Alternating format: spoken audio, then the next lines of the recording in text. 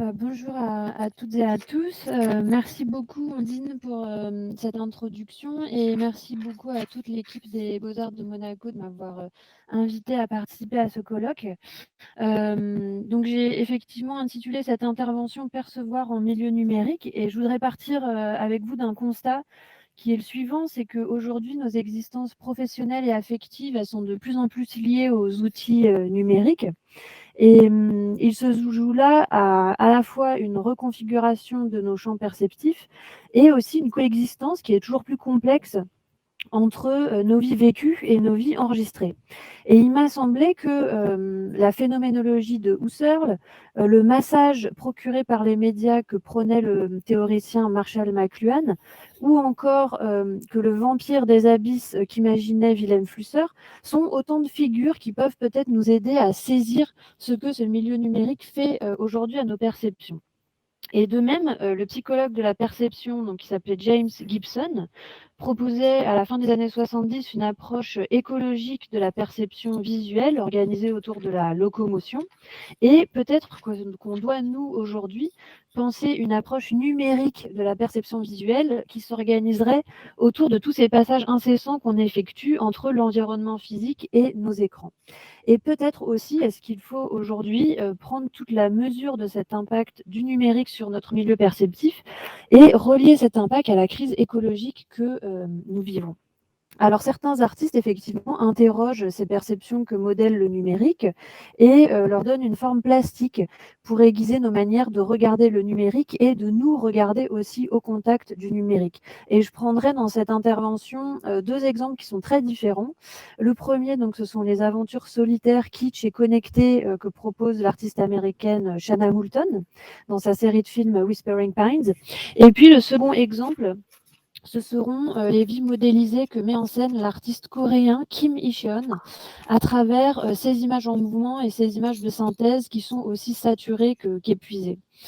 Mais donc le numérique n'est pas seulement une série d'outils ou d'applications, c'est aujourd'hui notre milieu perceptif. Et quelle approche est-ce qu'on peut en proposer ? La question perceptive que nous pose le numérique, ça pourrait être la suivante. En fait, quel est notre mode de présence face aux images qui nous apparaissent sur des supports physiques ? Parce que notre rapport au numérique, il passe par des images d'un type particulier, et ce, même quand on n'est pas en train de regarder des photos ou des vidéos. Et ces images, ce sont les interfaces graphiques. Ce sont les icônes, les avatars qu'on a là en face de nous, les icônes, je l'ai déjà dit, donc les icônes, les avatars, les curseurs de nos ordinateurs ou aussi sur nos tablettes et smartphones qui ont privilégié très largement l'image à la ligne de code. Et pour saisir ce remodelage perceptif que le numérique représente, je propose donc dans un premier temps qui est tout à fait anachronique. Alors attendez, parce que comme il y a du monde devant le... je ne vois plus... Voilà. Je vous propose donc dans un premier temps qui est tout à fait anachronique de revenir à la typologie que proposait le philosophe et phénoménologue Edmund Husserl, qui a disséqué les différents types de perceptions. Alors ce retour vers Husserl, ça nous permet de voir que le numérique, c'est un cas limite. C'est un cas qui, dans la typologie en tout cas que dressait Husserl, un cas qui ne pouvait pas exister. Donc notre milieu perceptif engage des bouleversements entre différents types de conscience d'image que Husserl, lui, tenait très soigneusement à l'écart. Et nous pouvons mettre en perspective notre environnement numérique avec une hypothèse de pensée pour laquelle Husserl, lui, à son époque, mobilisait un nouveau média qui était le stéréoscope. Et pour que l'observateur se laisse prendre dans l'image du stéréoscope, nous disait Husserl, il fallait selon lui faire l'hypothèse de pensée suivante que vous avez sur le PDF. Admettons encore que, dans un espace complètement obscurci, nous regardions à travers un stéréoscope et que, hors du monde de l'objet illusoire, nous ne voyions rien du monde effectivement réel. Qu'en tout cas, rien ne soit là qui puisse attester visuellement de cette image comme d'une image trompeuse, que seuls de petits mouvements soient possibles. Et comparer ça avec notre situation actuelle. Pour être saisi dans l'image, nous dit Husserl, il faut ne plus rien voir de ce qui nous entoure, il faut oublier le dispositif, le boîtier du stéréoscope et ses lentilles. C'est-à-dire qu'il fallait être dans l'image ou rester en dehors d'elle. Aujourd'hui, dans nos moments de travail, de loisirs, dans nos déplacements, nos regards, nos gestes, nos attentions sont désormais systématiquement partagées entre l'écran, le mur, la rue, le bureau, le fauteuil ou autre. Donc percevoir le dispositif aujourd'hui, l'avoir sans cesse en main, tout en manipulant d'autres objets, tout en se déplaçant, ça ne nous interdit plus d'être plongé dans l'image. Donc l'observateur de Husserl, lui, il était dans une pièce noire face au stéréoscope, il ne voyait rien de son environnement. À la limite, il ne se souvenait même plus d'être entré dans cette pièce et il ne pouvait faire que de tout petits mouvements. Nous, nous sommes rivés à des images en mouvement, des cartes, des interfaces graphiques sur des écrans, sans que notre environnement ne soit par ailleurs obscurci et tout en pouvant continuer à bouger. Et donc, si on regarde les termes de Husserl, pour comprendre ce type de perception qu'on vit aujourd'hui de manière quotidienne, ce serait, selon ces termes, une hallucination construite ou une conscience d'image hybride. C'est-à-dire que nos interfaces graphiques relèvent de ce que Husserl appelle une conscience d'image physique, parce que tout simplement, elle repose sur des supports physiques avec un cadre, mais ces interfaces graphiques, elles relèvent aussi de ce que Husserl appelait la fantasia ou la conscience d'image libre, parce que ces interfaces graphiques empruntent à la fantasia son indépendance vis-à-vis du champ perceptif. Et donc là où Husserl, lui, approchait ce cas hybride à travers son expérience de pensée qui s'appuyait sur le stéréoscope, avec beaucoup de prudence, eh bien nous la vivons quotidiennement. Donc si on reprend ces développements de Husserl, on constate que les interfaces graphiques aujourd'hui du numérique n'ont plus besoin de faire disparaître le dispositif pour produire ce mélange très étrange entre conscience d'image physique et fantasia. Et pourtant, si on regarde un peu les représentations que véhiculent les publicités, la plupart cherchent à suivre encore les traces de l'hypothèse de pensée que décrivait Husserl, c'est-à-dire la plupart de ces publicités pour le numérique cherchent à invisibiliser le dispositif, à le rendre transparent, à suggérer qu'on a affaire à une technologie transparente. Alors je donnerai 2 exemples très rapides. Dans le spot publicitaire pour l'iPad, c'était en 2012, on pouvait entendre la voix off dire ce que vous avez là écrit sur le PDF à l'écran, enfin affiché. Nous pensons que la technologie atteint son summum lorsqu'elle devient invisible. Quand vous ne pensez qu'à ce que vous faites et non à l'appareil avec lequel vous le faites. Donc ça, c'était en 2012. Si on regarde plus près de nous en 2020, une des publicités pour l'iPad Pro, alors commence par montrer le dispositif comme ce que vous avez là, et puis juste après, qu'est-ce qui se passe? On fait plonger l'utilisateur ou le spectateur dans l'image en faisant disparaître le dispositif, en faisant disparaître le cadre de l'appareil. Donc c'est assez étrange parce que là où Husserl, lui, ne voulait pas penser une présence dans les images qui relevait à ses yeux d'un mélange impossible entre 2 types de conscience d'image, eh bien aujourd'hui, les grandes firmes du numérique comme Apple nous précipitent dans l'image pour mieux escamoter finalement la reconfiguration qu'opère le numérique sur nos perceptions. Alors, à ces tentatives de dissimulation du dispositif, on peut opposer une autre manière, critique celle-là, de faire disparaître l'écran, de faire disparaître le dispositif, mais pour mieux penser notre situation numérique et non pas pour escamoter son cadre et faire comme si rien ne changeait dans nos perceptions et dans nos affects avec le numérique. Alors faire disparaître l'écran pour mieux penser la particularité de notre situation médiatique, c'est ce que proposait Wilhelm Flusser dans son ouvrage qui s'intitulait Vampirototis Infernalis, qui a été publié en allemand en 1987. Alors, c'est un ouvrage assez étrange qui a à comprendre en parallèle des autres analyses que Flusser proposait, par exemple dans son livre La civilisation des médias, où il essayait d'expliquer en quoi consistait ce qu'il appelait la société d'information télématique. Alors, par télématique, il faut comprendre technique de rapprochement automatique d'un lointain. Et cette télématique, c'est toujours quelque chose qui nous concerne aujourd'hui parce que notre numérique aujourd'hui s'efforce toujours de rapprocher automatiquement le lointain, mais aussi de plus en plus de rapprocher automatiquement le proche. Donc à côté de ces écrits où Flusser analysait les médias, leur type de câblage, leur fonctionnement, leur forme physique, dans cet autre livre, donc dans Vampirototis Infernalis, il propose un ouvrage bizarre entre la tradition de l'écrit biologique et le récit, tout en faisant écho aussi à des fictions d'horreur, des fictions horrifiques comme celle de Howard Phillips Lovecraft. Et dans ce livre-là, Flusser nous décrit un céphalopode qui vit dans les profondeurs marines, donc il s'appelle le vampire des abysses, et il le décrit pour proposer une fiction spéculative. Et décrire le type d'activité de ce céphalopode, c'est une manière pour lui, en fait, de commenter notre situation médiatique et même d'anticiper sur notre situation numérique tout en faisant disparaître l'écran. Donc l'écran disparaît pour donner là à sentir la reconfiguration profonde des perceptions que produit le numérique. Et en décrivant ce céphalopode, Flusser nous parle en fait du bouleversement de nos modes de communication entraînés par ce qu'il appelle la diffusion des techno-images, c'est-à-dire des images produites par la technique. Alors voilà ce qu'il écrit, je vous ai mis des citations. Alors que les humains, eux, s'activent pour découper des objets, pour produire des objets, le vampire Ototis ne manie pas le monde, il l'absorbe. Sa forme de saisie est passive, passionnée. Il accueille le monde qui afflue vers lui. Alors, Flusser explique encore, la culture pour les humains donc, consiste à évaluer des objets. La culture est pour le vampire une discrimination entre ce qui est digestible et ce qui ne l'est pas, soit une critique des impressions. Et donc ce vampire des abysses permet à Flusser de penser une situation médiatique où les informations ne s'inscrivent plus dans des objets, comme c'est le cas pour les humains, mais où les informations s'inscriraient directement dans les sujets. Et ça lui permet aussi de penser une situation médiatique où ce vampire des abysses, il est à la fois émetteur et récepteur, ce que nous sommes actuellement toutes et tous avec le numérique. Ces vampires, nous dit Flusser, éclairent les abysses avec leurs émissions bioluminescentes. Et ces émissions bioluminescentes produisent des formes, produisent des œuvres, nous dit Flusser, qu'on peut comparer aux nôtres. Et il y a une différence, c'est que l'art des vampires, il est immédiat, il ne dure pas dans le temps et il faut en faire l'expérience en temps réel. Et la temporalité de cet art du vampire des abysses, c'est celle du direct.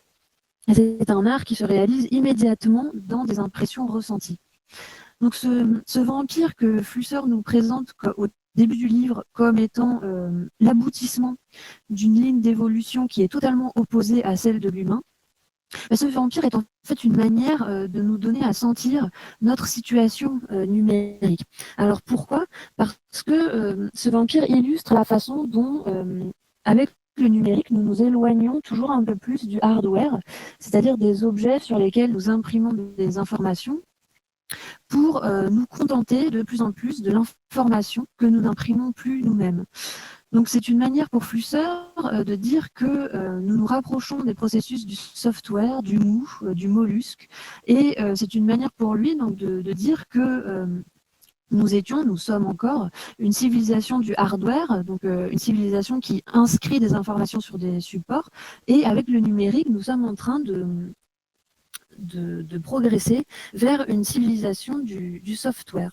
Et nous serions aujourd'hui encore en train de vivre, d'expérimenter ce passage progressif ou cette coexistence entre une culture qui s'articule autour d'objets sur lesquels nous imprimons, nous inscrivons des informations, et un autre type de culture, qui est une culture qui valorise l'impression immédiate faite sur nos semblables par le biais d'interfaces.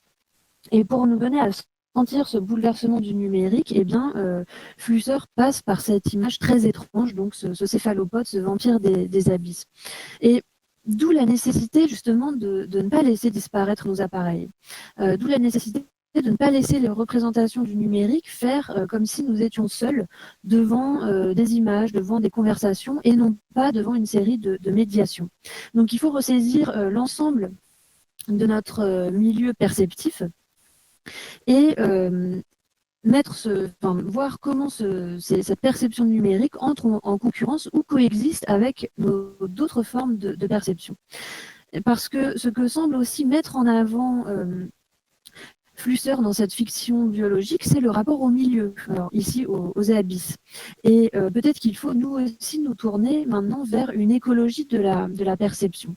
Alors, pour reprendre et adapter notre situation numérique au terme qu'utilisait le psychologue de la perception James Gibson, dans l'approche écologique de la perception visuelle, donc c'était publié en 1979, on pourrait dire que les appareils électroniques et les plateformes numériques aujourd'hui augmentent le nombre des invites présentes dans notre milieu perceptif. Alors les invites sont pour Gibson tout ce que l'environnement offre, quelque chose qui renvoie à la fois à l'environnement et à l'animal, donc une propriété à la fois objective et subjective, et qui invite même à dépasser ces deux termes. Donc les appareils électroniques et les plateformes numériques augmentent les invites qui sont présentes dans notre milieu perceptif à mesure que croît le nombre des applications et des objets connectés. Mais ils les augmentent aussi peut-être en les concentrant en un même lieu et sur un nombre restreint d'objets.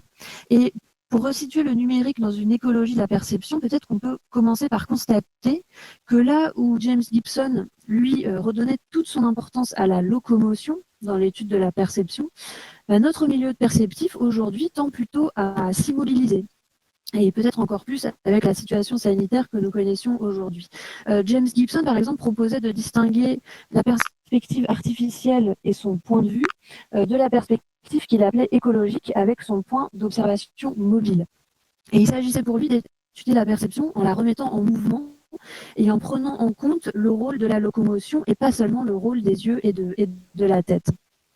Or, force est de constater que si nos outils numériques sont très souvent liés à des questions de mobilité et de géolocalisation, si le point de vue dans les images aussi est devenu mobile, comme vous pouvez l'expérimenter là dans cette salle, la perception, quant à elle, se retrouve fixée devant les écrans.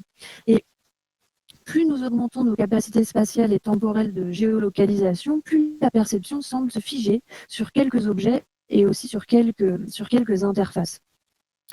Et il y a là quelque chose qui peut rappeler... alors, attendez, parce que je ne vois pas très bien. Oui, c'est bon. Il y a là quelque chose qui peut rappeler les intuitions du théoricien des médias Marshall McLuhan, qui comprenait chaque nouveau média comme une reconfiguration de l'ensemble de nos sens. Et dans ces deux livres, enfin dans deux de ces livres, Pour comprendre les médias, et dans un autre livre qui s'intitulait The Medium is the Message, donc le médium c'est le massage, McLuhan utilisait très volontiers des termes qui étaient liés à la médecine ou à la chirurgie, des termes très corporels. Et cherchant toujours à insister sur l'ambivalence profonde des médias, Marshall McLuhan expliquait par exemple que tout nouveau média est à la fois une augmentation, une extension d'un organe et des facultés qui lui sont liées, mais que c'est aussi une auto-amputation, une inflammation, une anesthésie. Et les médias, pour McLuhan, se répondent dans une espèce de pharmacologie où un média va créer une extension qui est en même temps une amputation, qui produit une inflammation. Et à cette inflammation va répondre un nouveau média qui vient remédier à cette inflammation, mais tout en créant une nouvelle inflammation. Et peut-être qu'il n'est pas complètement anodin que ces dernières années, on ait vu la multiplication des objets connectés et aussi de toutes ces pratiques du soi quantifié. Donc, par exemple, avec les montres connectées ou toutes les applications pour calculer le nombre de pas, etc. Et cette insistance sur une certaine forme de la santé calculable vient en quelque sorte répondre à la position de plus en plus statique que favorisent les ordinateurs ou les écrans des tablettes ou des smartphones. Donc tout se passe comme si les grandes firmes du numérique avait en quelque sorte très bien saisi ce cycle, disons, d'amputation et d'extension et tirait parti de cette fixation, de cette concentration de la perception aujourd'hui en rajoutant en bout de chaîne de nouvelles applications. Mais au-delà de ce que ce milieu perceptif du numérique engage pour les humains, en suivant James Gibson, il apparaît que la façon dont le numérique reconfigure nos perceptions doit se comprendre peut-être plus largement, doit se comprendre selon une écologie qui prend aussi en compte les autres qu'humains. Comme l'écrivait déjà Gibson donc à la fin des années 70, c'est une erreur de séparer l'environnement naturel de l'environnement artificiel, comme s'il existait deux environnements. Et dans cette perspective écologique, les invites du numérique, si on les comprend par rapport à l'ensemble du milieu perceptif dans lequel on habite, et pas seulement uniquement dans le cadre de la perception des objets et des services, ces invites du numérique participent à une crise de la sensibilité, si on veut reprendre le constat que pose Baptiste Morisot en introduction de son dernier ouvrage Manière d'être vivant, où il écrit donc c'est un enjeu majeur que de réapprendre comme société à voir que le monde est peuplé d'entités autrement prodigieuses que ne le sont les collections de voitures et les galeries des musées. Et dans cette crise de la sensibilité, la multiplication de nos rapports aux appareils électroniques et aux services numériques va de pair avec une réduction de la gamme d'affects, de percepts, de concepts et de pratiques nous liant à l'environnement. Alors, je disais juste avant que le numérique augmente le nombre des invites en les concentrant, mais il faudrait aussi dire qu'il les augmente, qu'il les diversifie, tout en produisant une forme d'homogénéisation et d'uniformisation. Parce que certes, les applications sont très diverses, elles proposent tout un tas de différents types de services qui concernent des domaines très variés de nos vies, mais cette diversité des contenus, des thèmes, des designs, ne cultive peut-être au final qu'une seule forme d'attention. Et elle produit peut-être une concentration des modes d'attention. C'est en tout cas l'idée que développe Yves Citon à la croisée entre l'anthropologie, l'écologie décoloniale et la théorie des médias, dans son article intitulé Éloge écopolitique de la distraction à l'âge de l'effondrisme. Et l'anthropologie et l'écologie décoloniale se sont attachées à préciser ce qu'on appelle l'anthropocène, et se sont attachés à forger des termes comme celui de capitalocène ou comme celui de plantationocène pour montrer que le type d'activité humaine qui est responsable de toutes les transformations irréversibles sur le milieu, eh bien, est le fait d'une certaine forme de production historique située. Et cette production historique est située, elle est liée à une histoire qui est une histoire coloniale, une histoire esclavagiste, une histoire raciste, et qui industrialise, qui transporte et qui déplace. Aussi, selon Yves Citon, si on veut comprendre le type de perception que fabrique véritablement le numérique, et si on veut prendre au sérieux cette crise de la sensibilité, il faut voir dans la monofocalisation attentionnelle que produisent les appareils électroniques et les réseaux numériques, un équivalent mental de la monoculture expérimentée et développée dans le cadre de la plantation esclavagiste. Et les logiques qui présidaient à cette agriculture industrialisée, donc qui était centrée sur la production d'une seule espèce vivante, qui était conçue aussi sur un mode extractiviste, donc c'est-à-dire en exploitant les ressources de territoire, les ressources de corps, de gestes, sans se soucier du rythme de leur renouvellement, eh bien ces logiques, selon Yves Citon, affectent aujourd'hui nos attentions à travers le numérique. Et là, il faut revenir aux intuitions de Marshall McLuhan, parce que Marshall McLuhan pensait que dans cette profonde ambivalence des médias, les artistes avaient un rôle très particulier à jouer, un rôle de visionnaire, disait-il, des visionnaires qui devaient nous aider à anticiper les coups portés par les médias sur les reconfigurations de nos sens pour éviter les effets de torpeur, les effets de choc ou les effets d'anesthésie. Donc là où le numérique concentre les modes d'attention, là où le numérique extrait de la valeur à partir de nos attentions, et là aussi où les grandes firmes du numérique tentent de faire oublier les médiations, les dispositifs qui structurent nos expériences du digital, il faut avoir à cœur de rediversifier les représentations. Donc face à cette crise de la sensibilité, face à cette crise de l'anesthésie, il faut convoquer le travail d'artistes qui donnent à voir le dispositif, qui ne l'invisibilisent pas et qui mettent leurs images à l'épreuve de ces dispositifs. Donc je prendrai deux exemples. Shanna Moulton, qui est une artiste américaine. Donc dans ses vidéos, performances et installations, elle met en scène le mouvement, les déplacements, l'intimité au contact du numérique. Et c'est une artiste qui s'attache à remodeler, à reconfigurer les prises, les invites et les emprises de ces surfaces et de leurs ergonomies. Il s'agit aussi de réinscrire un corps féminin dans ces interfaces. Et toute une partie donc, du travail de Shanna Moulton consiste à refaçonner en 3 dimensions les 2 dimensions aussi augmentées soient-elles de nos écrans. Donc, ce sera le premier exemple et le deuxième exemple ce sera celui de Kim Hee-cheon, donc qui est un artiste cinéaste coréen qui interroge dans son travail vidéo les espaces et les temporalités que créent les données et que crée aussi la haute définition et l'ergonomie des interfaces numériques. Et c'est quelqu'un qui insiste aussi beaucoup sur le rapport qu'entretiennent les médias numériques avec la mort et avec la conservation. Donc je commence par Shanna Moulton. Dans sa série de vidéos donc, intitulée Whispering Pines, qui mettent en scène son avatar Cynthia, Shanna Moulton nous présente une femme qui se retrouve aux prises avec un environnement augmenté où les objets sont connectés, c'est-à-dire où les objets sont porteur d'une adresse et sont porteurs tout le temps d'injonctions.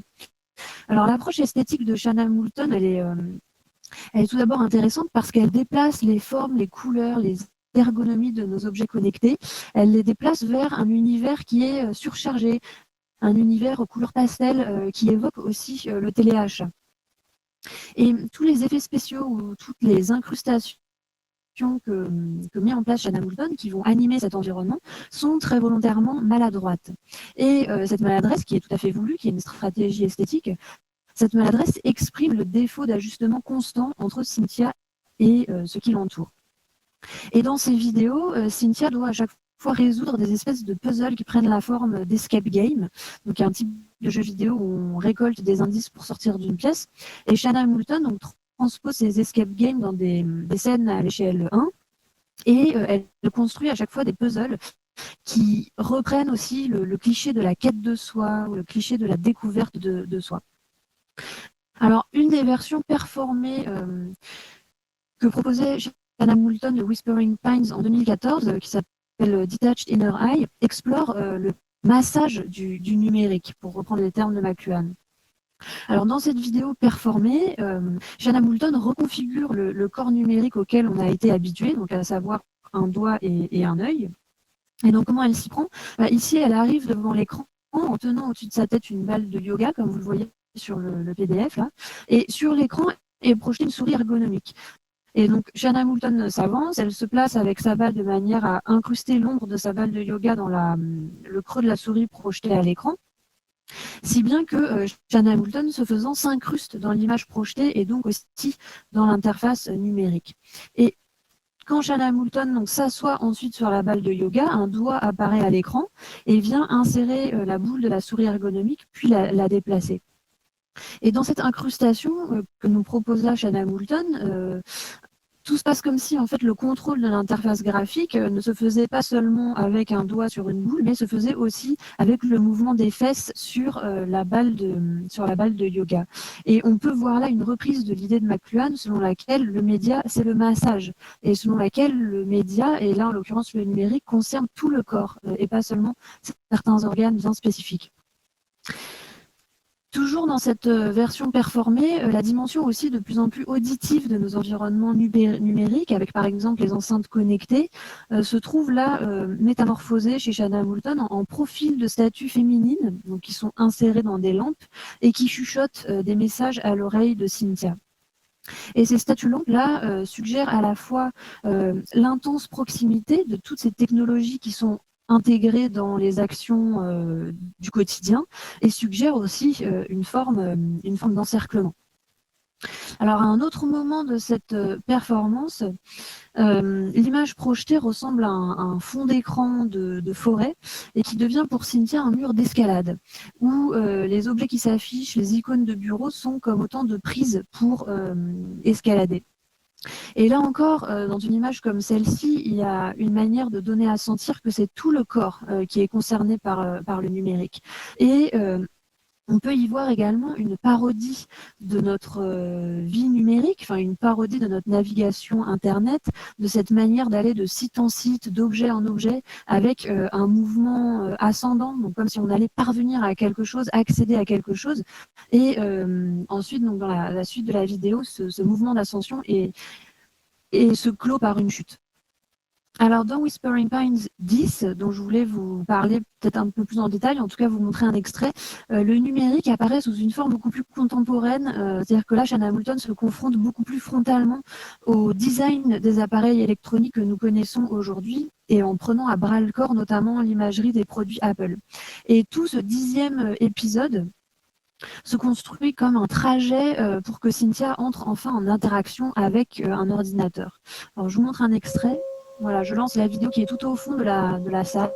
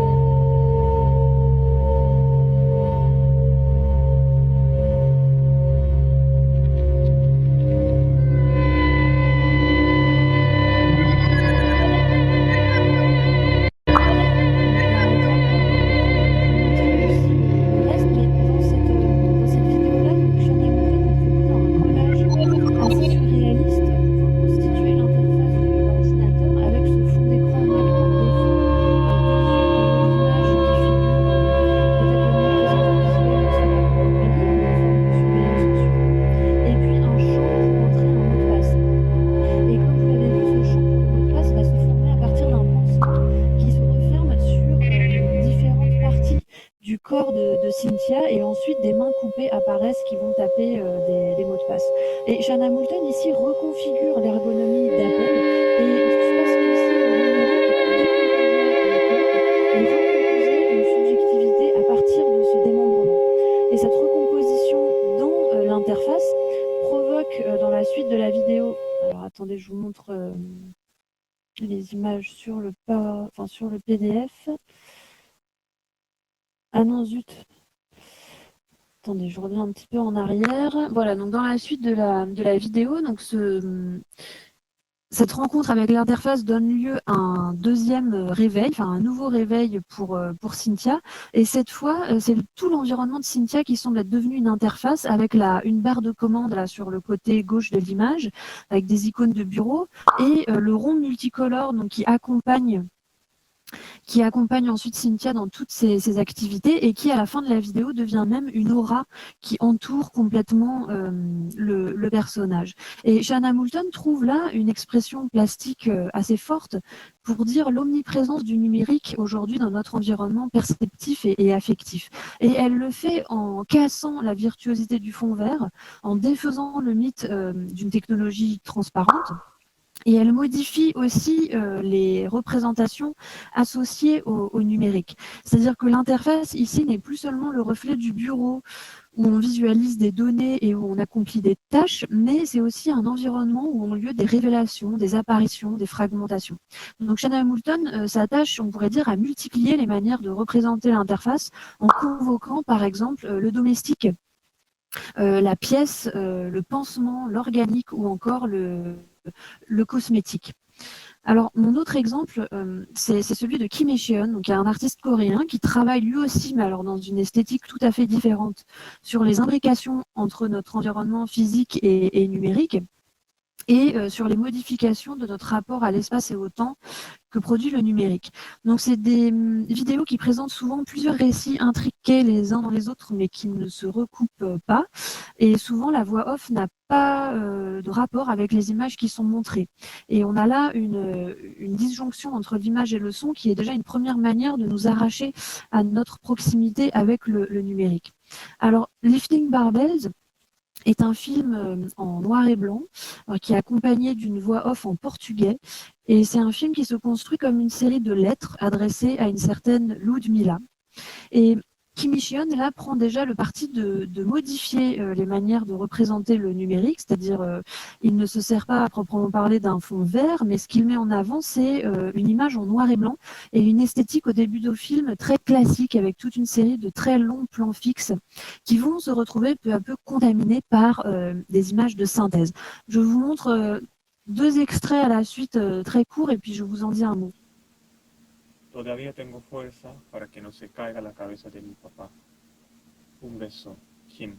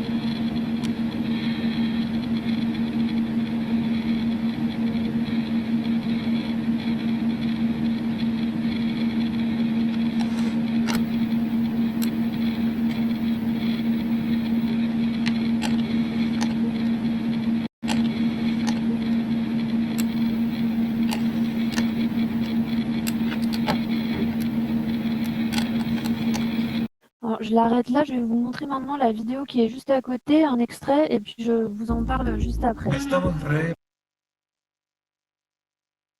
Ah. planos, re inutiles. Rodamos, rodamos, rodamos, pero no avanzamos y no terminamos. Me siento como mirando a un comercial en la tele que recomienda un buen restaurante. Buen restaurante.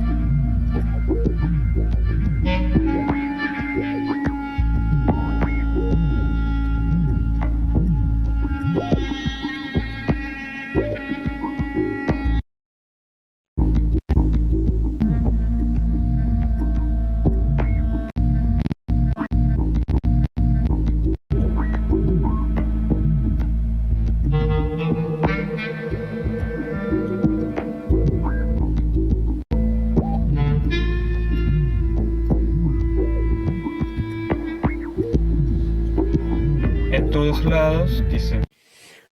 Je l'arrête là. Donc le premier extrait que je vous ai montré, c'est le début du film. Et ce début du film explore notre présence à travers les données. Enfin, ça explore la vie de nos données sans nos corps. Donc c'est comment nous vivons dans les données, mais aussi comment les données vivent sans nous.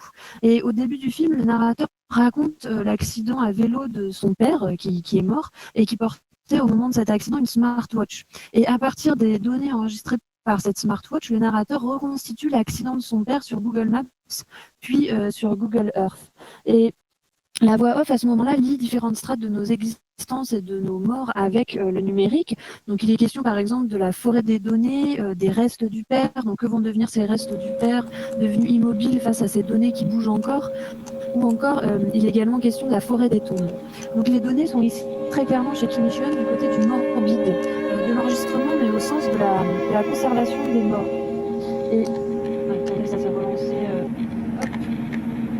Et ces données sont montrées, donc affichées sur un écran avec une esthétique, vous l'avez vu, volontairement pauvre, avec un bruit de fond qui évoque aussi celui des modems.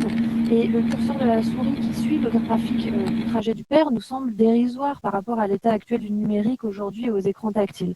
Donc Kim Il-sung introduit une distance, une médiation, une lenteur, là où nos interfaces prônent aujourd'hui l'immédiateté et la transparence. Et le deuxième extrait que je vous ai montré est situé dans la troisième partie du film qui mêle prise de vue et image de synthèse. Donc là, l'image devient très franchement saturée avec une forme de baroque. Et Kim Il-sung multiplie les interfaces, les écrans, multiplie les strates pour donner corps ou pour modeler la porosité entre notre environnement urbain et les données numériques. Il multiplie par exemple les écrans de surveillance, là-dessus, les vitres. Il y a aussi des mains de synthèse qui tiennent un écran, un téléphone portable au bout d'une perche. Donc dans cette troisième partie, ce n'est plus seulement un regard et une voix humaine en voix off qui investissent le monde des données, comme dans la première partie du film, mais cette fois, ce sont des silhouettes de synthèse muettes qui parcourent le métro de Séoul, où des hommes et des femmes sont eux-mêmes en train de regarder leur téléphone portable. Et ces silhouettes de synthèse, donc, ce sont peut-être les avatars de ces hommes et de ces femmes, ou bien ce sont peut-être des données indépendantes. Mais cette coexistence, cette porosité va rendre ensuite l'image elle-même complètement hybride, alors que dans les deux premières parties du film, soit on avait affaire à de la prise de vue, soit on avait affaire à de l'image de synthèse. Là, les deux s'entremêlent complètement. On a par exemple, comme je vous affiche là sur le PDF, en haut, vous avez par exemple cette photo d'un pilier de pont qui est comme un écran au milieu d'une mer de synthèse où flottent des silhouettes humaines modélisées et des canards en plastique modélisés. Et en dessous, vous avez une capture d'écran de du deuxième extrait que je vous ai montré. Donc il y a cette fois une photo de forêt dans un couloir qui est filmé en plan frontal avec des humains qui passent devant et qui va se retrouver ensuite intégré avec un angle oblique dans un univers de synthèse, une map où se déplacent des humains de synthèse, des humains modélisés. Et cette hybridité donc de l'image illustre notre contact permanent avec le numérique et illustre aussi un monde qui, pour Kim Il-sung, avec la réalité augmentée et avec la multiplication des interfaces, un monde qui devient lui-même une sorte d'image en mouvement. Et chez Kim Il-sung, donc les glissements entre ces différents pans de réalité s'expriment souvent à travers des changements d'angle de caméra. Et là où le numérique est souvent présenté comme on a tendance à présenter le numérique comme une extension ou une augmentation des capacités en termes d'information, de services ou d'organisation. Ici, ces données semblent encombrées et encombrantes. Et cette saturation prend encore une autre forme dans un autre film qui est la dernière vidéo qui s'appelle Every Smooth Thing Through Measure et ça prend encore une autre tournure. Je vous montre un très court extrait, je vous en dis 2 mots et je conclus. 아까 내가 보여준 거 있잖아. 그건 AR이지. AR 그래. AR인가? 존나 용어 모르면서 관심 개요. 그래서 관심 개요. 근데 내가 아까 그 보여준 거 존나 좀 무섭지 않냐? 포켓몬고가 좀 존나 극대적인 게 인터뷰 같은 데서 게이머들이 방구석에서만 처박혀 있지만 밖에 나와서 포켓몬고를 하면서 포켓몬스터 잡으라고 이제 세상을 나와서 탐험을 하세요 여러분, 약간 그런 식으로 한 거야. 근데 이게 존나 최악인 게 이게 약간 일반 게임이랑 다르게 끄질 못해. 약간 게임이랑 다르게 끄질 못해. 약간 카톡 같은 거. 그러니까 이게 내가 게임을 하다가 집에서 게임을 하면은 게임을 하다가 그냥 이렇게 좀 지쳤어. 그냥 끄고 밖에 나가면 되는. Je l'arrête là. Pour avoir le temps de conclure. Donc dans ce film-là, l'écran est principalement obscurci. Là, ça doit être un des moments les plus lumineux, on va dire, du film. Dire que le film est éclairé uniquement par la lumière que produisent les appareils électroniques, donc par les téléphones ou les ordinateurs. Et l'image est en basse résolution avec un grain très fort.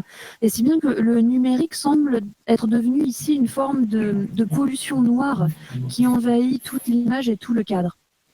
Alors, le film se compose là de 3 récits parallèles. Ce que je vous ai montré, c'est un de ces récits-là où 2 personnes dont on n'arrive pas à savoir si elles sont ou non au même endroit. Donc, 2 personnes discutent des interfaces numériques, des selfies sur les smartphones, des bitcoins, des Pokémon Go ou encore des algorithmes d'Instagram. Et on a là vraiment un film qui confronte l'image cinématographique aux interfaces numériques. Parce que le cadre cinématographique, vous l'avez vu, se confond complètement avec l'interface et le portrait de ces 2 personnes, leur dialogue, est sans cesse repris, presque phagocyté par l'interface du smartphone.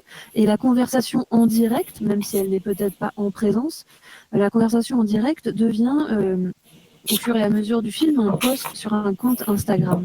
Donc on a l'impression là que ce que Kim Hye-cheon essaye de nous faire sentir, c'est que certes, nous nous exprimons à travers les interfaces, mais en retour, nous sommes aussi ceux à travers quoi les interfaces s'expriment. Et donc je dirais pour conclure qu'on a là 2 artistes qui remettent l'interface, qui remettent la médiation au centre de nos perceptions, et chacun en propose une forme bien particulière, donc un psychédélisme numérique pour Shanna Moulton, pour Kim Hye-cheon, un style qui se situe entre le documentaire et la fiction, avec parfois un petit peu aussi de quelque chose qui ressemblerait à un film d'épouvante. Mais dans les 2 cas, ce qui semble disparaître, c'est le dehors. Cynthia vit dans son monde clos, dans une quête perpétuelle guidée par des objets et des images. Chez Kim Hye-cheon, les personnages sans identité précise sont parfois physiquement absents, on n'entend que leur voix, ou bien ils sont pris dans des écrans. Et chez Shanna Moulton, on trouve une forme d'identité très plastique, une identité qui se brise, qui se décompose et qui trouve finalement toujours moyen de se recomposer, même si c'est pour ensuite retomber. Donc on a l'impression que les prises et les emprises du numérique chez Shanna Moulton sont source continuelle d'expérimentation, de ratage et de reprise. Chez Kim Hye-cheon, le numérique est plus sombre. Il contraint vraiment l'image, il la boucle, et Kim Hye-cheon expérimente toutes les différentes manières de neutraliser le cadre cinématographique avec l'interface. Et face à la force de concentration des interfaces numériques aujourd'hui, face aussi à l'insistance sur une technologie qui serait soi-disant invisible, il faut sans doute ces 2 extrêmes-là, il faut sans doute des représentations qui mettent les interfaces au centre et qui multiplient les formes plastiques, qui multiplient les types de représentations. Et on pourrait penser que certaines de ces esthétiques développées au contact du numérique peuvent développer une forme de pédagogie du regard ou de pédagogie des attentions à l'époque du percevoir numérique. Voilà, je vous remercie beaucoup de vos attentions et je serai présente demain dans cette salle à 14h pour discuter avec vous, pour revenir sur certains points ou discuter d'autres choses. Voilà, merci beaucoup. Merci beaucoup, Elsa, c'était magnifique et on a hâte de vous retrouver demain. Donc, je voulais aussi indiquer aux étudiants que les documents que vous avez montrés là sont accessibles, hein, puisqu'ils sont situés dans votre pièce. Alors, évidemment, on aimerait poursuivre le débat sur la pharmacologie, sur ce que signifie escamoter les écrans et les cadres aussi, et savoir peut-être davantage comment ces travaux étaient présentés dans les différents espaces d'exposition. Est-ce qu'ils se prolongeait dans de la réalité virtuelle, mais ça on en parlera demain. En tout cas, votre conférence va faire une magnifique transition vers la suivante, celle de Paul de Vautour, où il va être question de fluidité et d'ubiquité. Donc, et puis celle de Marie-Ève Levasseur aussi, il sera question de beaucoup d'interfaces. Et puis jusqu'à demain. Alors, je vous invite tous maintenant à donc vous déplacer dans le nouvel espace. Un lien vous a été envoyé et sinon, vous pouvez tourner votre tête à 180 degrés. Vous allez trouver une porte blanche au fond de l'espace et vous n'avez qu'à cliquer sur Visit Room et comme ça, vous allez vous téléporter dans la room suivante. Merci encore Elsa et je vous dis à demain. Merci infiniment.